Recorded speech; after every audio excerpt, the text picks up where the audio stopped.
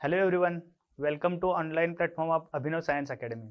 या व्हिडिओमध्ये आपण गुणोत्तर प्रमाण व चलन हा टॉपिक बघायचा आहे. स्कॉलरशिपच्या दृष्टीनं अगदी महत्त्वाचा असा टॉपिक आहे. पुढचा कोणताही टॉपिक घ्या, म्हणजे शेकडेवारी घ्या, नफा तोटा घ्या, किंवा सरळ व्याज चक्रवाढ व्याज घ्या, किंवा बुद्धिमत्ता मधला वय हा टॉपिक जरी घेतला तर त्याच्यामध्येही गुणोत्तर आणि प्रमाण ही कन्सेप्ट येऊ शकते. तर गुणोत्तर अगदी 6वी-7वीला सुद्धा गुणोत्तर म्हणजे काय ह्याच्या बेसिक कन्सेप्ट झालेल्या आहेत. समजा दोन संख्या आहेत, एक संख्या आहे 45, दुसरी संख्या आहे 50. ह्या दोन संख्यांचं गुणोत्तर काढतोय म्हणजे काय करतोय आपण, 45 आणि 50 या दोन संख्यांना कोणत्या मोठ्यात मोठ्या संख्येनं भाग जातोय, 5 न जातोय. तर त्या 5 न ह्या दोन्ही संख्यांना भाग घालवल्यानंतर काय येते, 5 9 45 आणि 5 10 50, 9/10 आले. तेच आपण कसं लिहितोय, 9/10. आणि हे म्हणजेच काय, 45 आणि 50 या दोन संख्यांचं गुणोत्तर झालं. बरोबर आहे काय. दोन संख्यांना मोठ्यात मोठ्या मोठ्या संख्येनं भाग जातोय त्या संख्येनं भाग घालवायचा. ज्या दोन संख्या येतात त्या म्हणजेच काय, त्या दोन संख्यांचं गुणोत्तर. समजा आपण आपल्याला कोणत्या तरी दोन क्वांटिटीजचा रेशो फाइंड करायचा आहे, म्हणजेच काय, दोन राशींचं गुणोत्तर फाइंड करायचं आहे. एक एक्झाम्पल घेतो मी. समजा ए आणि बी हे दोघे जण आहेत. ए चं वजन समजा एक 50 किलो आहे आणि बी जो आहे, बी ची उंची सांगतो मी, उंची 150 सेंटीमीटर आहे. ए चं काय घेतले मी, वजन घेतले, आणि बी ची काय घेतली, उंची घेतली. तर या दोन क्वांटिटीजचा रेशो फाइंड करायला येतो का आपल्याला, किंवा दोन राशींचं गुणोत्तर काढायला येते का आपल्याला, नाही. कारण दोन राशी काय आहेत, या भिन्न आहेत. गुणोत्तर कधी फाइंड करायला येते आपल्याला, दोन्ही राशी काय पाहिजेत, सेम पाहिजेत. बरोबर आहे काय. म्हणजे इथं जर वजन दिलं असलं तर इथं पण काय पाहिजेत, वजनच द्यायला पाहिजेत. समजा पहिल्याचं वजन आहे 45 किलो आणि दुसऱ्याचं वजन आहे 40 किलो आहे. तर हे पण वजन आहे आणि हे पण वजन आहे. दोघांचं गुणोत्तर फाइंड करायला येते का आपल्याला, कसं येणार आहे ते, 45/40. कशानं भाग जाते दोघांना पण, 5 न जातोय. 5 9 45 आणि 5 8 40, म्हणजेच 9/8. हे काय झाले, या दोन वजनांचं गुणोत्तर झाले. बरोबर आहे काय.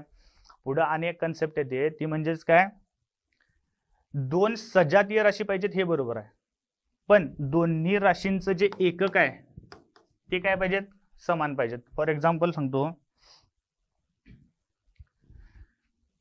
समजा ए आणि बी चं, हे दोघ जण आहेत.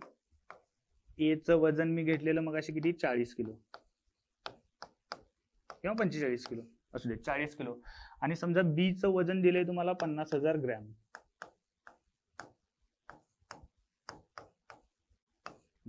हे पण वजन आहे, हे पण वजनच आहे, पण हे किलो मध्ये दिले आणि हे कशामध्ये दिले, ग्रॅम मध्ये दिले. यांचं गुणोत्तर आता फाइंड करायला येणार आहे का आपल्याला, कधी फाइंड करू शकतोय, ज्यावेळी दोन्हीही एकक काय असणार आहेत, सेम असणार आहेत. एकतर हे किलो आहे ते ग्रॅम मध्ये कन्वर्ट करायला पाहिजेत, किंवा हे जे ग्रॅम आहे ते कशामध्ये, किलो मध्ये कन्वर्ट करायला पाहिजेत. 40 किलो म्हणजेच किती, 40,000 ग्रॅम. आणि हे जे 50,000 ग्रॅम आहे त्याचं काय युनिट ग्रॅम आहेच. आता काय झालं बघा, हे पण ग्रॅम मध्ये आहे, हे पण ग्रॅम मध्ये आहे. दोन्हींचं गुणोत्तर आपण काय करू शकतोय, काढू शकतोय. कसं येणार आहे बघा, 40,000 डिवायडेड बाय 50,000. ही शून्य गेली, काय आलं, 4/5, म्हणजेच काय, 4/5. हे काय येणार आहे, या दोघांच्या वजनांचं गुणोत्तर येणार आहे. याच्यावर एक्झाम्पल कसे येतात बघा. समजा तेच एक्झाम्पल घेतो मी. ए आणि बी हे दोघ जण आहेत. ए चं वजन होतं 40 आणि बी चं वजन होतं 50 किलो.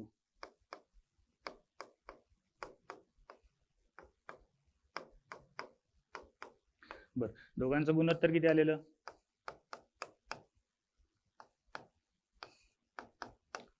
4/5. बरोबर आहे का. एक्झाम्पल मध्ये तुम्हाला ही दोन वजन दिलेली नसणार आहेत, काय दिलेलं असणार आहे, समजा ए आणि बी आहे, दोघांच्या वजनांचं गुणोत्तर किती आहे, 4:5 आहे. आणि त्या दोघांच्या वजनामधलं काहीतरी रिलेशन दिलं असेल, म्हणजेच काय, दोघांच्या वजनाची एकतर बेरीज दिली असेल किंवा फरक दिला असेल किंवा आणखी कोणतंही रिलेशन दिलं असेल. आता मी म्हणतो दोघांच्या वजनातील फरक किती आहे सांगा. फरक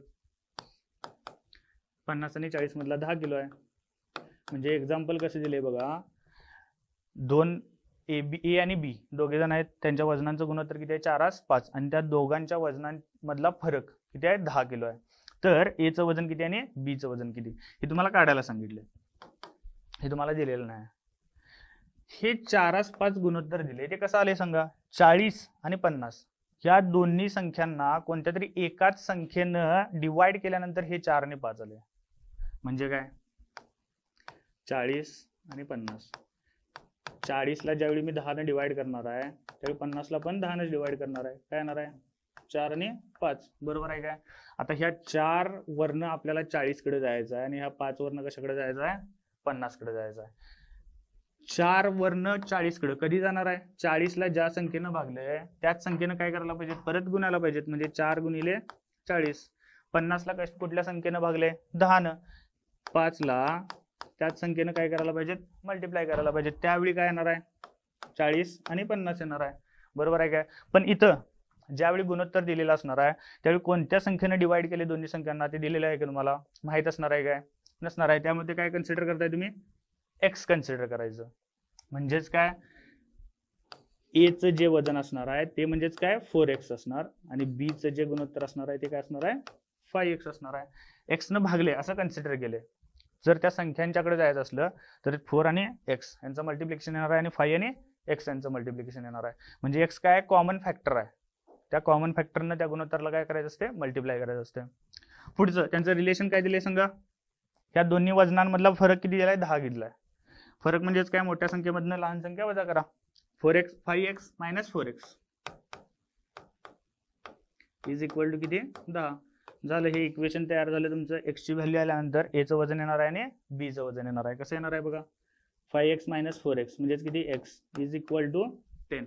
x ची व्हॅल्यू 10 आली म्हणजे a चं वजन किती असणार आहे बघा, 4 मल्टिप्लाइड बाय 10 म्हणजेच किती, 40 आणि b चं वजन किती असणार आहे, 5 मल्टिप्लाइड बाय 10 म्हणजेच किती, 50 आले काय बघा. ते 40 आणि 50 बरोबर आहे काय. पुढची कन्सेप्ट काय बघा, प्रमाण. ज्यावेळी दोन गुणोत्तर आपण इक्वेट करतोय, म्हणजेच काय, समजा a आणि b ह्या दोघांचं गुणोत्तर आणि c आणि d ह्या दोन संख्यांचं गुणोत्तर, ज्यावेळी ही दोन गुणोत्तर आपण इक्वेट करतोय त्यावेळेस त्याला काय म्हणायचं असते, प्रमाण म्हणतोय आपण. a आणि b यांचं गुणोत्तर आणि c आणि d यांचं गुणोत्तर काय समान आहे, त्यावेळी a b c आणि d या तीन संख्या काय आहेत, प्रमाणात आहे असं म्हणतोय आपण. ए बी सी आणि डी या संख्या प्रमाणात आहेत असं ज्यावेळी क्वेश्चन मध्ये असते त्यावेळीच काय, पहिल्या दोन संख्यांचं गुणोत्तर ए एस टू बी आणि लास्टच्या दोन संख्यांचं गुणोत्तर सी आणि डी काय असते, समान असते. बरोबर आहे काय. बरं, ह्यावेळी आपण असं पण म्हणू शकतो काय, ए मल्टिप्लाइड बाय डी आणि इज इक्वल टू काय, हे बी इकडे डिवाइडला आहे तिकडे जाऊन मल्टिप्लाय होणार आहे बघा. बरोबर आहे काय. A multiplied by D is equal to काय होणार आहे, सी मल्टिप्लाइड बाय बी. म्हणजेच काय, पहिली आणि लास्टची संख्या आणि मधल्या दोन संख्या यांचा गुणाकार काय असतोय, समान असतोय. ज्यावेळी ए बी सी आणि डी ह्या चार संख्या प्रमाणात आहेत त्यावेळी काय असते म्हटलं मी, पहिल्या दोन संख्यांचं गुणोत्तर आणि लास्टच्या दोन संख्यांचं गुणोत्तर काय असते, समान असते. तेच म्हणजेच काय, लास्टच्या दोन संख्यांचा गुणाकार ए आणि डी चा गुणाकार आणि मधल्या दोन संख्यांचा गुणाकार बी आणि सी चा गुणाकार काय असतोय, सेम असतोय. पुढची आणि एक कन्सेप्ट आहे, समजा तीन संख्या दिल्यात तुम्हाला ए बी आणि सी.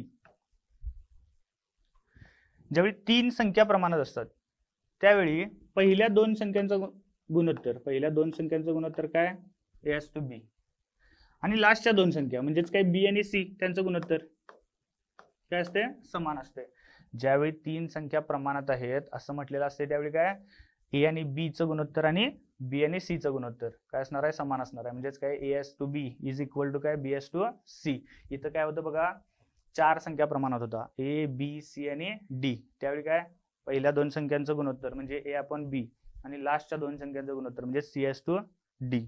दोन्ही काय असणार आहेत, सेम असणार आहेत. आता इथं 3च संख्या आहेत, त्यावेळी ए आणि बी चं गुणोत्तर आणि बी आणि सी चं गुणोत्तर, बी काय ते 2 वेळा ते काय असणार आहे, सेम असणार आहे. इथं आपण क्रॉस मल्टिप्लाय केलं तर काय ते बघा, A multiplied by C is equal to B multiplied by B, म्हणजेच काय बी स्क्वेअर.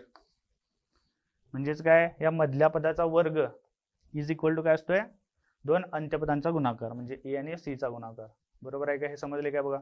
ज्यावेळी ए बी सी या 3 संख्या प्रमाणात आहेत त्यावेळी त्याला परंपरित प्रमाणात आहेत असं पण म्हटलं जाते.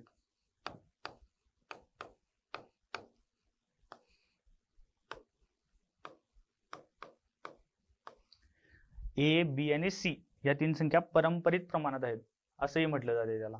बरोबर आहे का बघा, सगळ्या कन्सेप्ट समजल्यात काय. इथून पुढे आपण क्वेश्चनला स्टार्ट करणार आहे.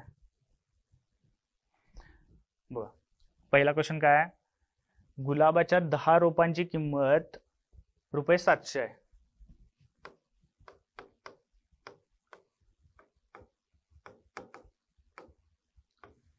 बरं, 10 रोपांची किंमत किती आहे, ₹700. तर अशा 25 रुपयांची किंमत किती आहे असं तुम्हाला विचारलंय. बरं, 10 रुपयांची किंमत 700 असली तर 1 रुपयाची किंमत किती असणार आहे, त्याला डिवायडेड बाय 10 म्हणजेच किती 70. तर अशा 25 रुपयांची किंमत, 25 रुपयांची किंमत काढताना या 70ला काय करायला लागणार आहे, 25 न मल्टिप्लाय, 25 सत्ते 175 वर 1 शून्य म्हणजेच काय 1750. कोणता ऑप्शन येते बघा, ऑप्शन नंबर काय येते 2 येते. पुढचा काय बघा, ए चा 2/5 भाग व बी चा 3/4 भाग समान असल्यास ए चे बी शी गुणोत्तर किती म्हटले. ए चा 2/5 भाग म्हणजेच काय ए मल्टिप्लाइड बाय 2/5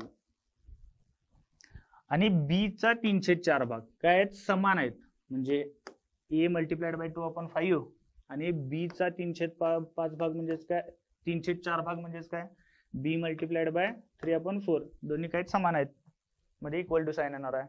तर ए चे बी शी गुणोत्तर म्हणजेच काय ए एस टू बी तुम्हाला काढायचं आहे, तेच ए अपॉन बी ची व्हॅल्यू काढायची आहे तुम्हाला. बरोबर आहे काय, हे ए इथंच राहू देत, फक्त बी इकडे मल्टिप्लाय आहे, इकडे काय होणार आहे डिवाइड होणार आहे.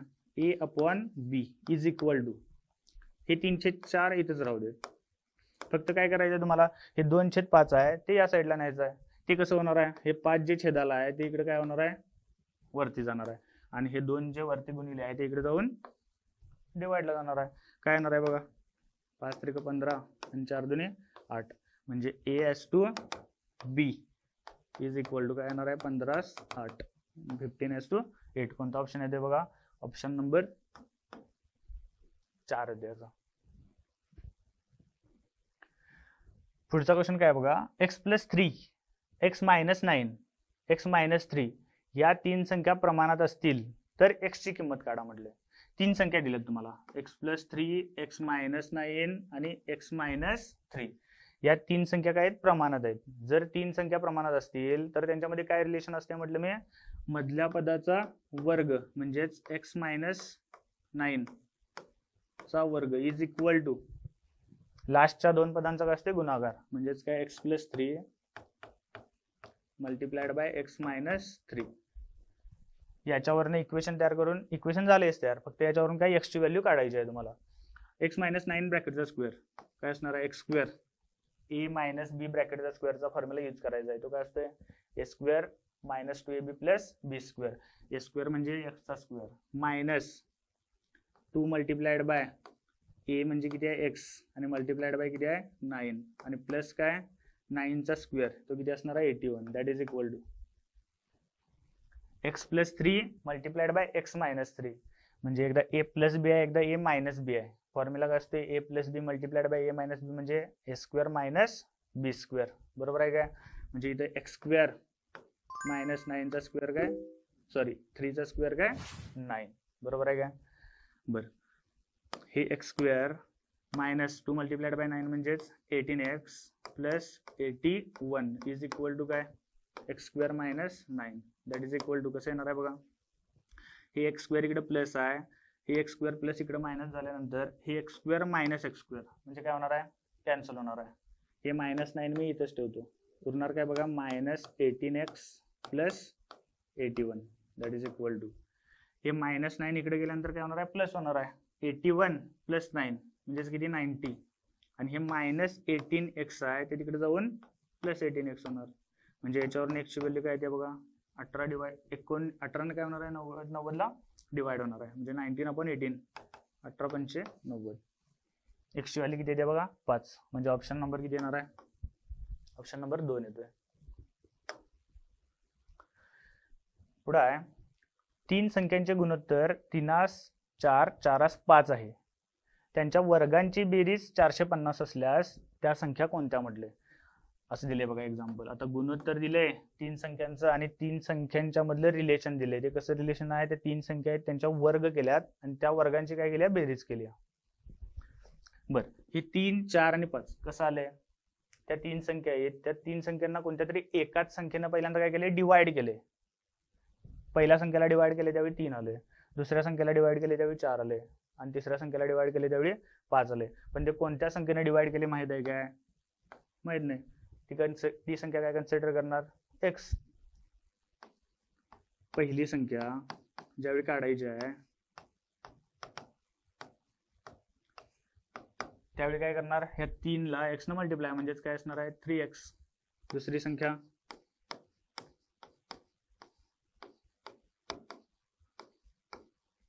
इज इक्वल टू किती असणार आहे ती 4x. आणि तिसरी संख्या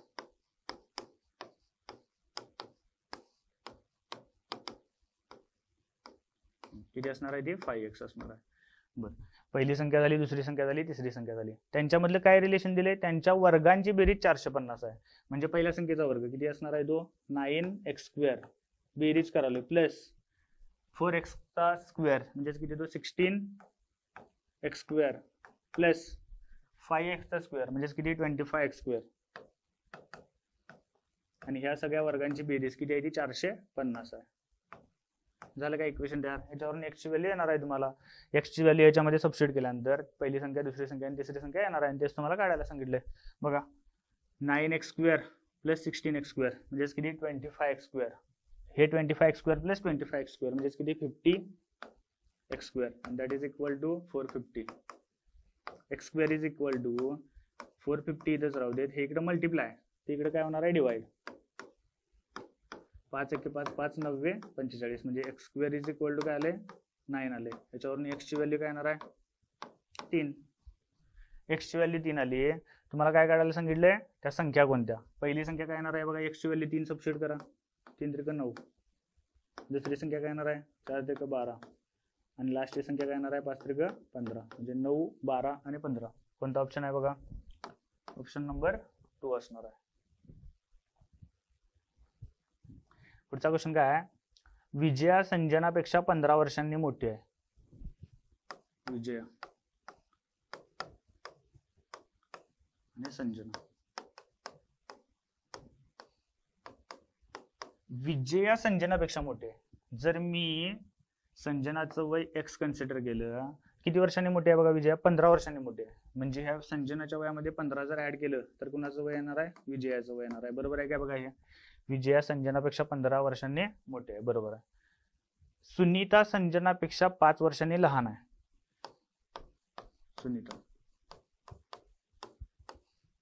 सुनीता काय आहे, संजनापेक्षा 5 वर्षांनी लहान आहे. म्हणजे ह्या x मधनं काय करायला पाहिजे, 5 मायनस करायला पाहिजे, त्यावेळी सुनीताचं वय येणार आहे. पुढे काय म्हटलंय बघा, विजयाचे वय म्हणजे हे x + 15 सुनीताच्या वयाच्या 9/5 पट आहे. म्हणजे हे जे सुनीताचं वय आहे त्या सुनीताच्या वयाला 9/5 न मल्टिप्लाय केल्यानंतर कुणाचं वय येणार आहे, विजयाचं वय येणार आहे. इक्वेशन तयार करायला यायला पाहिजे. कसं येणार आहे बघा, विजयाचे वय सुनीताच्या वयाच्या म्हणजे ह्याच्या किती असणार आहे 9/5 पट. 9/5 मल्टिप्लाइड बाय किती, हे x - 5 इज इक्वल टू किती येणार आहे विजयाचं वय. विजयाचं वय किती आहे x + 15. बघा बरोबर आहे काय, हे 9 इथेच राहू देत, x - 5 ह्या 5 ने इकडे डिवाइड आहे, तिकडे जाऊन काय होणार आहे मल्टिप्लाय, म्हणजे 5 मल्टिप्लाइड बाय x + 15. त्याच्यावरनं काय x ची व्हॅल्यू तुम्हाला काढायची आहे. विचारले काय तर संजनाचे विजयाच्या वयाशी असलेले गुणोत्तर काढायचं झालं तर दोघींचं वय तरी माहित पाहिजेत. त्याच्यासाठी काय x ची व्हॅल्यू काढायला पाहिजे तुम्हाला. x ची व्हॅल्यू याच्यावर येणार आहे, कशी येते बघा ती 9 न ब्रॅकेटला मल्टिप्लाय करायचं आहे, म्हणजेच किती येणार आहे 9x minus 9 + 45 that is equal to 5x plus 15 × 75 that is equal to, हे 5x इकडे प्लस आहे, तिकडे जाऊन मायनस होणार आहे, 9x मायनस 5x म्हणजेच किती 4x, 45 इकडे मायनस आहे, ते तिकडे जाऊन प्लस 75 प्लस 45 म्हणजेच किती येते ते 120, म्हणजे x ची व्हॅल्यू काय येणार आहे बघा 120, हे पूर्ण इकडे डिवाइड मल्टिप्लाय आहे, तिकडे जाऊन डिवाइड, म्हणजे x ची व्हॅल्यू किती येणार आहे 30, x ची व्हॅल्यू 30 आली, ती x ची व्हॅल्यू 30 याच्यामध्ये सबस्टिट्यूट करा, म्हणजे विजयाचं वय किती येणार आहे बघा, ही x इज इक्वल टू 30, म्हणजे संजनाचे वय 30 झाले, 30 प्लस 15 म्हणजेच किती 45, विजयाचं वय किती झाले 45, आणि हे x मायनस 5 म्हणजेच किती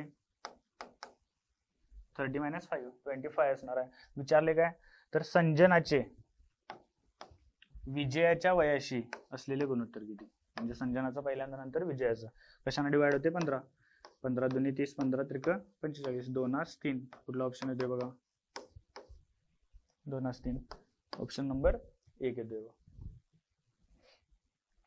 पुढे काय बघा 2 लिटर व 500 मिली या राशींपैकी दुसऱ्या राशीचे पहिल्या राशीशी असलेले गुणोत्तर किती म्हटले, दुसऱ्या राशीचे, दुसरी राशी कुठली आहे 500 मिली, त्या 500 मिलीचं पहिल्या राशीशी, पहिली राशी कुठली आहे 2 लिटर, बरं डायरेक्ट गुणोत्तर काढायला येणार आहे काय, क्वांटिटी सेम आहेत परंतु युनिट काय, इथं मिली आहे आणि इथं काय लिटर आहे, एक तर हे लिटर आहे ते मिलीमध्ये कन्वर्ट करायला पाहिजेत, नाहीतर हे मिली आहे ते लिटरमध्ये कन्वर्ट करायला पाहिजेत. कुठलं रिलेशन माहित आहे, 1 लिटर इज इक्वल टू काय असते 1000 मिलीलिटर, म्हणजे 2 लिटर म्हणजे किती असणार आहे 2000 मिली, हे 500 आहे तसंच राहू देत, डिवायडेड बाय 2 लिटर म्हणजेच किती 2000 मिलीलिटर, 2 शून्य गेला म्हणजेच काय 5 × 5 5 × 20 काय येणार आहे 4, ऑप्शन नंबर कुठला येते बघा, ऑप्शन नंबर 2 येते इथं. पुढचा क्वेश्चन आहे अ व ब यांच्या पगारांचे गुणोत्तर 3:4 आहे आणि अ व क यांच्या पगारांचे गुणोत्तर किती आहे 1:2. जर ब ला 32,000 पगार असेल तर अ ला क पेक्षा किती रुपये कमी पगार आहे असं म्हटले. बरं पहिला अ आणि ब चा पगार दिलाय, पगारांचं गुणोत्तर दिले किती आहे ते 3:4 आहे. बरं 3 कधी आले, अ च्या पगाराला कोणत्या तरी संख्येने डिवाइड केले त्यावेळी 3 आले, ब च्या पगाराला कोणत्या तरी संख्येने डिवाइड केले त्यावेळी 4 आले. ती संख्या माहित आहे काय नाही, एक्स कन्सिडर करा, म्हणजे अ चा पगार किती असणार आहे 3x, ब चा पगार किती असणार आहे 4x असणार आहे. पुढे अ व क यांच्या पगारांचे गुणोत्तर 1:2 आहे. जर ब ला 32,000 पगार आहे, ही लाईन जरा तशीच राहू दे, ब ला 32,000 पगार आहे, इथं ब चा पगार माहित आहे काय 4x म्हणजेच किती आहे 32,000 आहे. 4x इज इक्वल टू 32,000 असेल तर x ची व्हॅल्यू काढायला येते काय 4 ने इकडे मल्टिप्लाय आहे, तिकडे जाऊन डिवाइड होणार आहे, 4 × 8 = 32 म्हणजे किती येणार आहे ते 8,000. x ची व्हॅल्यू किती आली 8,000. पुढे काय म्हटले बघा, आता मी या लाईन कडे जातो, अ व क यांच्या पगारांचे गुणोत्तर 1:2 आहे. बरं अ च्या पगाराला कोणत्या तरी संख्येने डिवाइड केल्यानंतर 1 आले, क च्या पगाराला कोणत्या तरी संख्येने डिवाइड केल्यानंतर 2 आले. त्या कोणत्या संख्येने डिवाइड केले ते माहित आहे काय नाही माहित, त्याला मी काय म्हणतो एक्स इथं म्हटले मी, आता इथं वाय म्हणतो, म्हणजे पहिल्याचा पगार किती असणार आहे वाय, 1 × वाय म्हणजे वाय, आणि किती 2y बरोबर आहे काय. त्यातल्या एक्स ची व्हॅल्यू 8,000 आली आहे बघा, ह्याच्यावरून अ चा पगार आपल्याला काढायचा काय 3x ची व्हॅल्यू किती येणार आहे बघा 8 × 3 = 24,000. हा अ चा पगार आहे, अ चा पगार ह्या रिलेशन वरनं काढला आहे, ह्या रिलेशन वरनं अ चा पगार किती आलाय 24,000. तो अ चा पगार इथं पण आहे, ती म्हणजेच कसली व्हॅल्यू असणार आहे वाय ची व्हॅल्यू असणार आहे 24,000. वाय ची व्हॅल्यू 24,000 असेल तर 2y म्हणजेच किती 2 × y किती असणार आहे ते 48,000. म्हणजेच क चा पगार किती झालाय 48,000, अ चा पगार 24,000 आहेच. विचारले काय तुम्हाला अ ला क पेक्षा किती रुपये पगार कमी आहे म्हटले, किती रुपये कमी आहे 48,000 - 24,000 म्हणजेच किती 24,000 पगार कमी आहे. कोणता ऑप्शन येते बघा, ऑप्शन नंबर 2 येते. पुढे काय म्हटले बघा, राम व श्याम यांनी आपले भांडवल 2:3 वर्षाच्या मुदतीत गुंतवले. मुदतीचं गुणोत्तर दिले तुम्हाला 2:3. त्यांच्या नफ्याचे गुणोत्तर किती आहे? 3:2 आहे. तर त्यांच्या भांडवलाचे गुणोत्तर किती? बर, कोण कोण आहेत? राम आणि श्याम यांनी काय केले? आपलं भांडवल काय करले? गुंतवले. बर, ज्यानं जास्त रुपये गुंतवले असणार आहे त्याला नफा काय होणार आहे? जास्त होणार आहे. आणि ज्यानं जास्त मुदतीसाठी गुंतवले त्याला काय असणार आहे? नफा जास्त असणार आहे. जर नफ्याचं गुणोत्तर काढायचं झालं तर मुदतीचे गुणोत्तर आणि त्याला मल्टिप्लाइड बाय कशाने होते? भांडवलाचे गुणोत्तर. हे काढल्यानंतरच या दोघांचे मल्टिप्लिकेशन केल्यानंतर जे गुणोत्तर येते त्या प्रमाणातच काय होते? नफा डिवाइड होते. फॉर एक्झाम्पल इथं काय होणार आहे बघा, इथे तुम्हाला दिलेलंच आहे बघा, भांडवलाचे गुणोत्तर गुणिले मुदतीचे गुणोत्तर इज इक्वल टू नफ्याचे गुणोत्तर. भांडवलाचे गुणोत्तर तुम्हाला दिले 2:3, त्याला मल्टिप्लाइड बाय काय येणार आहे? मुदतीचे गुणोत्तर. सॉरी, मुदतीचे गुणोत्तर तुम्हाला दिले 2:3. भांडवलाचे गुणोत्तर काढायला सांगितले, मी इथं भांडवल लिहितो, इज इक्वल टू काय असणार आहे? नफ्याचे गुणोत्तर. ते नफ्याचे गुणोत्तर पण तुम्हाला दिले किती? 3:2. आणि तुम्हाला भांडवलाचं गुणोत्तर काढायला सांगितले. भांडवल मी इथंच लिहितो असं, इज इक्वल टू हे 2/3 इकडे जाऊन काय होणार आहे? हे 3/2 मी हाय तसं लिहितो. हे 3 इकडे काय होणार आहे? मल्टिप्लायला. आणि 2 काय जाणार आहे? डिनॉमिनेटरला. म्हणजेच किती येणार आहे? ते 9/4. हे म्हणजेच काय येणार आहे? भांडवलाचं गुणोत्तर येणार आहे 9/4. पुढला ऑप्शन येते बघा, ऑप्शन नंबर 2 येतोय. पुढचा क्वेश्चन काय बघा, एक रेल्वे ताशी 160 किलोमीटर वेगाने 4.25 तासात काही अंतर जाते. जर रेल्वेचा वेग 104 पट कमी केला तर तेवढ्याच वेळेत ती किती अंतर जाईल? वेग बरोबर काय असते सांगा? अंतर भागिले काय? वेळ. बरोबर आहे काय? किती अंतर जाईल म्हटले, म्हणजे तुम्हाला अंतर काढायचं आहे. अंतर इज इक्वल टू काय असणार आहे? वेग मल्टिप्लाइड बाय वेळ. वेळ काय केलंय बघा, जर रेल्वेचा वेग 104 कमी गेलाय, 104 पटीने कमी गेलाय. आधी किती होता? 160 होता. 160च्या 104 म्हणजेच किती येणार आहे? ते 4×16 म्हणजे 40 किलोमीटरनं काय केलाय? कमी गेलाय. म्हणजे किती होणार आहे? 160 मायनस 40, 120 काय वेग आहे. इथे लिहितो मी, वेग बरोबर किती आहे? 120 आहे किलोमीटर आहे. पुढं तेवढाच वेळात आधी किती गेलेली संघ रेल्वे? 4.25 तास. म्हणजे वेळ किती आहे आता? 4.25. दशांश चिन्हामध्ये कसं लिहिणार? 4.25 म्हणजे 4 तास 15 मिनिटं, परंतु दशांश चिन्हामध्ये 4.25 येणार आहे. आणि तुम्हाला काय काढायला सांगितले? अंतर. अंतर म्हणजेच काय? वेग मल्टिप्लाइड बाय वेळ. वेग किती आहे? 120 आणि त्याला मल्टिप्लाइड बाय किती? 4.25. दॅट इज इक्वल टू, ही 0 आहे तशीच देतो मी, 12×5 = 60, 12×24 आणि 6 30 आणि 12×4 = 48 आणि 3 किती? 51. आणि हे 2 पॉईंट इथे येणार आहेत. म्हणजे किती किलोमीटर जाणार आहे बघा? ते 510 किलोमीटर जाणार आहे. कोणता ऑप्शन येतोय? ऑप्शन नंबर 1 येतोय. पुढे काय म्हटले बघा, पुढील पैकी कोणत्या संख्यांचा गट प्रमाणात आहे म्हटले. किती संख्या आहेत? प्रत्येक ऑप्शन मध्ये बघा 4 संख्या आहेत. 4 संख्या प्रमाणात आहे असं आपण कधी म्हणतोय? पहिल्या दोघांचं गुणोत्तर आणि लास्टच्या दोघांचं गुणोत्तर काय असते? सेम असते. किंवा लास्टच्या 2 संख्यांचा गुणाकार आणि मधल्या 2 संख्यांचा गुणाकार काय असते? सेम असते. बघा गुणाकारावरून फाइंड करा.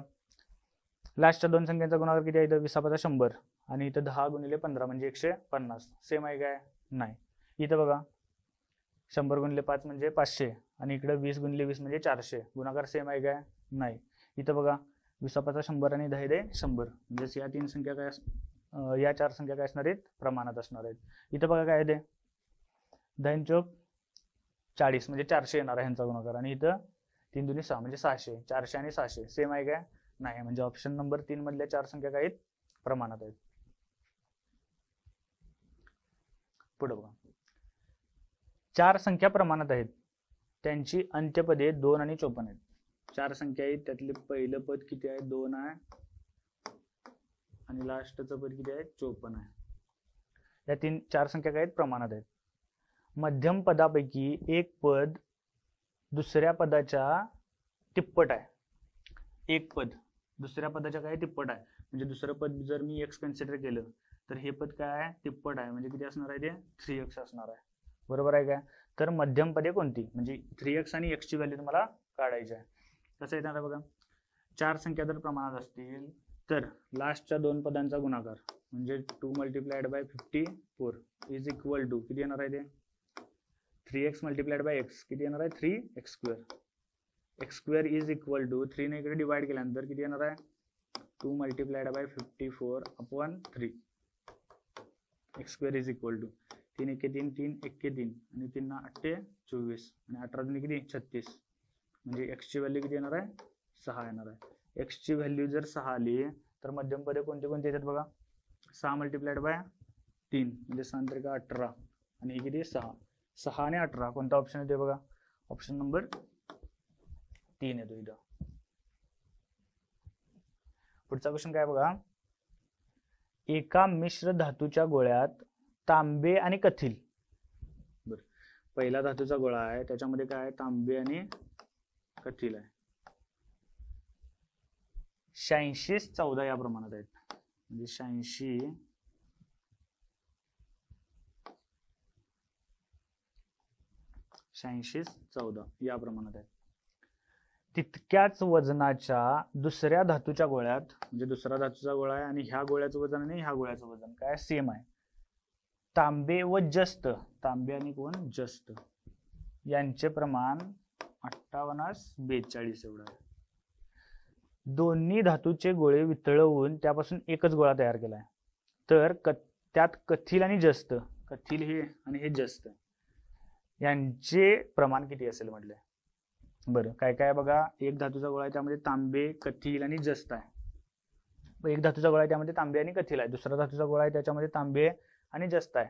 दोन्ही गोळ्यांचं वजन काय सेम आहे आणि हे दोन्ही धातूचे गोळे काय केल्यात वितळवल्यात आणि त्याच्यापासून एक गोळा तयार केलाय. तर त्याच्यामध्ये कथिल आणि जस्त यांचं प्रमाण कसं असणार आहे हे तुम्हाला काढायला सांगितलंय. बरं असंच एक एक्झाम्पल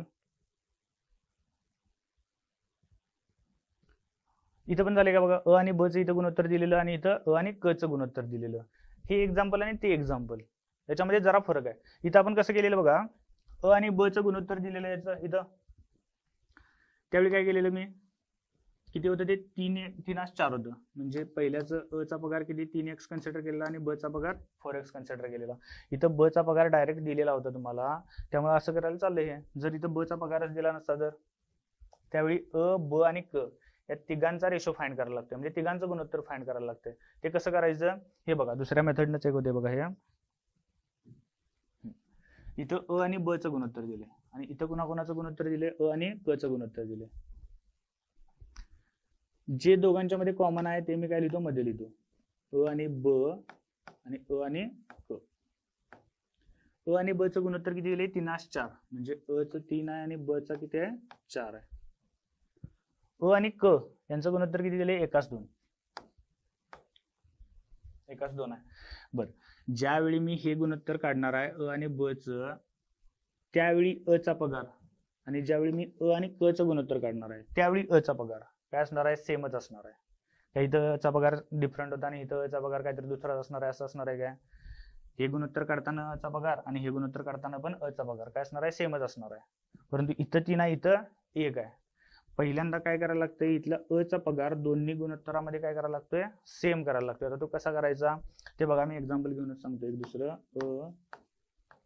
ब आणि क. समजा इथं अ चा पगार किती आहे 500 आहे. ब चा पगार आहे 400 आणि क चा पगार आहे 1000. इथे सांगा आता अ आणि ब चं गुणोत्तर मी असं लिहितो. अ आणि ब चं गुणोत्तर किती आहे 5-4. अ चं 5 असणार आहे ब चा 4 असणार आहे. आणि कोणाचं अ आणि क चं गुणोत्तर अ आणि क चं गुणोत्तर किती असणार आहे ते 1:2. 500 आणि 1000 म्हणजे किती असणार आहे ते 1:2 असणार आहे. ज्यावेळी मी हे गुणोत्तर फाइंड केलं त्यावेळी अ चा पगार किती होता 500 होता आणि ज्यावेळी मी हे 1:2 हे गुणोत्तर फाइंड केले त्यावेळी पण अ चा पगार किती होता 500 होता. बरोबर आहे काय? मला काय करायचं आहे आता, ब, अ आणि क या तिघांच्या पगाराचं गुणोत्तर फाइंड करायचं आहे. आणि ते किती येणार आहे सांगा आधीच. हे सगळ्यांना कशाने डिवाइड होते? 100 डिवाइड होते. इथे किती येणार आहे? 5. इथे किती येणार आहे? 4. आणि इथे किती येणार आहे? 10. म्हणजे गुणोत्तर काय असणार आहे ते? 5 4 आणि 4 किती? 10. हे काय असणार आहे? तिघांच्या पगारांचं गुणोत्तर असणार आहे. बरोबर आहे काय? तेच इथून तुम्हाला फाइंड करायचं आहे. ते कसं, इथं या गुणोत्तरामध्ये अ चा पगार किती आहे? 5 आहे. आणि इथं किती आहे? 1 आहे. हे 5 आहे, हे 1 आहे. इथं मला दोघांच्या जागी काय करायचं आहे? सेमच करायचं आहे. ते कसं करणार? हे 1 ला जर 5 न मल्टिप्लाय केलं तर इथं पण 5 होणार आहे, इथं पण 5 होणार आहे. पण ह्या 1 ला फक्त 5 न मल्टिप्लाय करून चालणार आहे काय? ह्या 1 ला जर मल्टिप्लाय केलं, हे गुणोत्तर आहे. दोन्ही संख्यांना एकाच संख्येनं एकतर मल्टिप्लाय करायला लागते, नाही तर डिवाइड करायला लागते. जर ह्या 1 ला 5 न मल्टिप्लाय केलं तर 2 ला पण 5 न मल्टिप्लाय करायला लागणार आहे. 1 ला 5 न मल्टिप्लाय केलं तर येणार 5. आणि 5 ह्या 2 ला 5 न मल्टिप्लाय केल्यानंतर किती येणार आहे? 10 येणार आहे. इथं 5 झाले, इथं 5 ऑलरेडीच आहे. हे 4 ला कशाने मल्टिप्लाय करायची गरज आहे काय? नाही. काय झालं बघा, 5 4 4 10. अ चा पगार 5, ब चा पगार 4 आणि क चा पगार किती? 10. म्हणजेच अ, ब आणि क यांच्या पगारांचं गुणोत्तर किती असणार आहे? ते 5 4 आणि 4 10. तेच आपण काढलेलं होतं ऑलरेडी. इथं पण तसंच काढायचं आहे तुम्हाला पहिल्यांदा.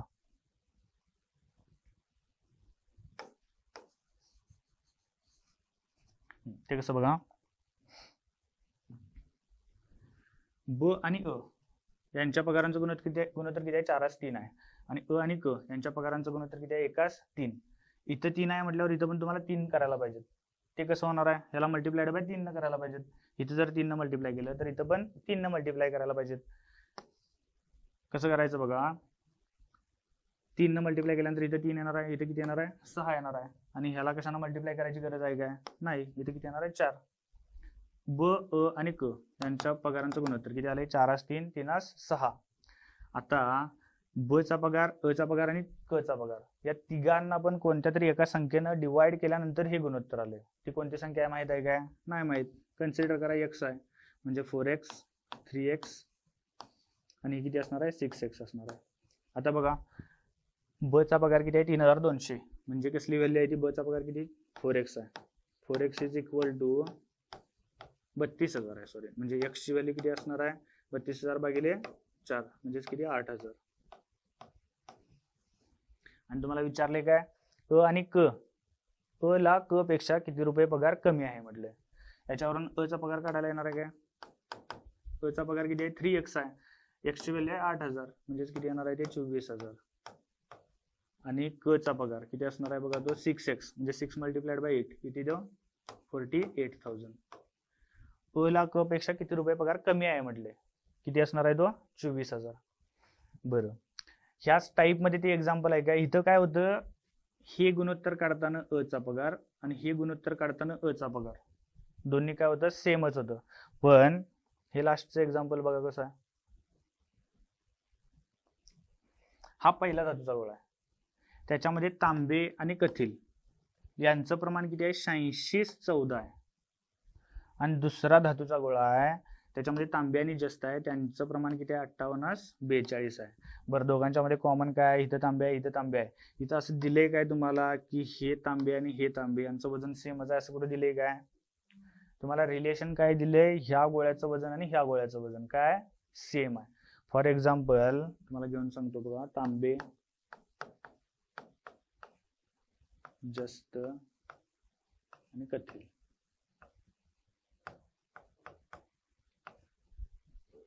समजा पहिला धातूचा गोळा आहे, त्याच्यामध्ये काय ह्याच्यासारखंच घेतो मी. समजा तांबे 50 ग्रॅम आहे आणि कथील 100 ग्रॅम आहे. दुसरा धातूचा गोळा आहे, त्याच्यामध्ये तांबे किती आहे? 40 ग्रॅम आहे आणि जस्त समजा किती आहे? 110 ग्रॅम आहे. बघा, दोघांचं वजन सेम आहे काय? याचं वजन किती आहे? 150 ग्रॅम आहे आणि याचं वजन किती आहे? 150 ग्रॅम आहे. बरोबर आहे काय? आणि हे दोन्ही गोळ काय केलेत? वितळवल्यात आणि त्याच्यापासून एक गोळा तयार केला आहे. म्हणजे त्याच्यामध्ये तांबे किती होणार आहे सांगा? हे 50 आणि हे 40 म्हणजे 90. जस्त किती होणार आहे? 110 आणि कथील किती होणार आहे? 100. तर तुम्हाला काय काढायला सांगितले? हे जस्त आणि कथील यांचं प्रमाण काढायला सांगितले. किती असणार आहे बघा? 1110 असणार आहे. पण इथे तुम्हाला वजन दिलेलं आहे. वजन किती आहे ते दिलेलं आहे. इथे तुम्हाला वजन दिले काय?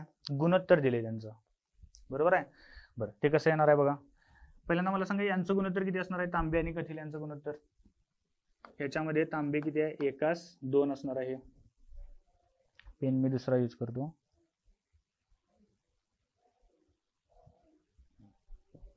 पन्नास आणि 100 यांचं गुणोत्तर किती असणार आहे, 1:2 असणार आहे.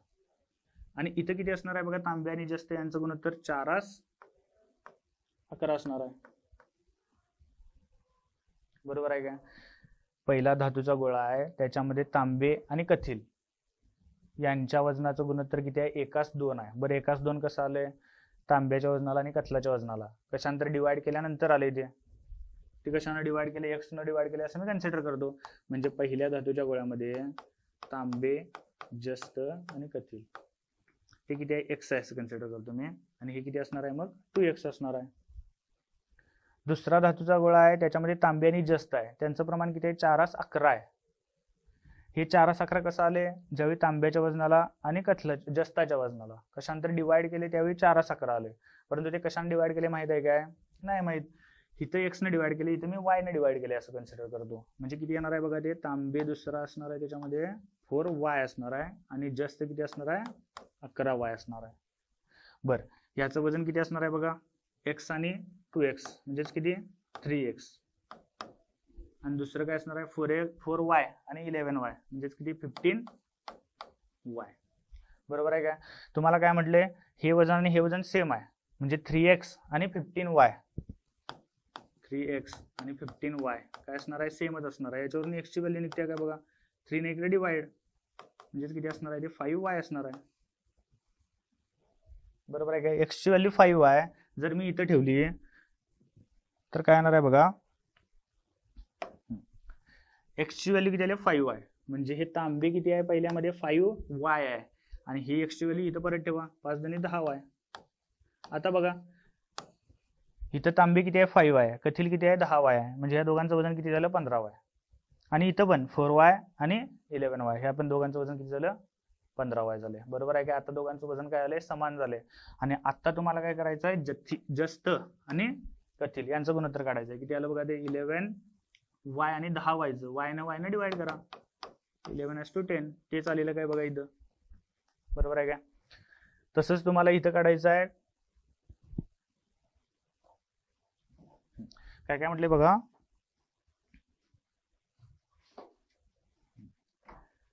पहिला धातूचा गोळा आहे, त्याच्यामध्ये तांबे आणि कथील आहे. तांबे किती आहे, 8614 आहे. आणि तितक्याच वजनाच्या दुसऱ्या धातूच्या गोळ्यामध्ये तांबे आणि जस्त, तांबे 58 आहे आणि जस्त किती आहे, 42 आहे. दोन्ही धातूचे गोळे वितळून एकच गोळा तयार केलाय. बरं, ह्याचं गुणोत्तर किती आले, 84/14. म्हणजेच पहिल्या गोळ्यामध्ये मी 84x घेतो तांबे आहे आणि कथील किती आहे, 14x घेतो. दुसरा धातूचा गोळा आहे, तांबे आणि जस्त कशाने तरी डिवाइड केल्यानंतर 58 आणि 42 आले. मी ते y कन्सिडर करतो. इथं किती आहे, 58y आहे आणि इथं किती आहे, 42y आहे. बरं, इथं वजन किती असणार आहे बघा, इथं दोघांचं 84x आणि 14x म्हणजेच किती, 100x. आणि ह्याचं वजन किती असणार आहे, 58y आणि 42y म्हणजेच किती, 100y. बरं, आता इथं बघा x आणि y ची व्हॅल्यू सेमच येते. परंतु आधी मी एक्झाम्पल घेतलेलं त्याच्यामध्ये x आणि y ची व्हॅल्यू सेम आलेली काय नाही, त्यावेळी तुम्हाला x आणि y ची व्हॅल्यू काढायला पाहिजे. आता कसं येणार आहे बघा, याचं वजन आणि याचं वजन सेम आहे, म्हणजे 100x is equal to 100y. म्हणजे 100 ला 100 कॅन्सल होते, त्यावेळी 100x आणि y ची व्हॅल्यू काय येणार आहे, सेमच येणार आहे. जर मी ही x ची व्हॅल्यू इथे सबस्टिट्यूट केली तर ही किती होणार आहे, 84y असणार आहे. आणि हे किती, 14y असणार आहे. बरोबर आहे का बघा हे. आणि हे दोन्ही गोळ काय केल्यात, वितळवून एकत्र केल्यात. त्यावेळी कथील किती असणार आहे बघा, त्याच्यामध्ये 14y असणार आहे. ते मी इथे लिहितो, कथील असणार आहे 14y. आणि लास्टला जस्त किती असणार आहे, 42y. 42y. तर तुम्हाला कसले विचारले गुणोत्तर, कथील आणि जस्त, 1442, 14y divided by 42y. y ला y कॅन्सल, 14 1 14, 14 3 42 म्हणजेच किती येणार आहे, ते 1:3 येणार आहे. कोणता ऑप्शन येते बघा, ऑप्शन नंबर 1 येते. या व्हिडिओमध्ये आपण गुणोत्तर, प्रमाण आणि चलन याच्यामधले गुणोत्तर आणि प्रमाणावरचे क्वेश्चन बघितलेत. याच्या नेक्स्ट व्हिडिओमध्ये आपण चलनावरचे उदाहरणं बघणार आहोत. थँक्यू.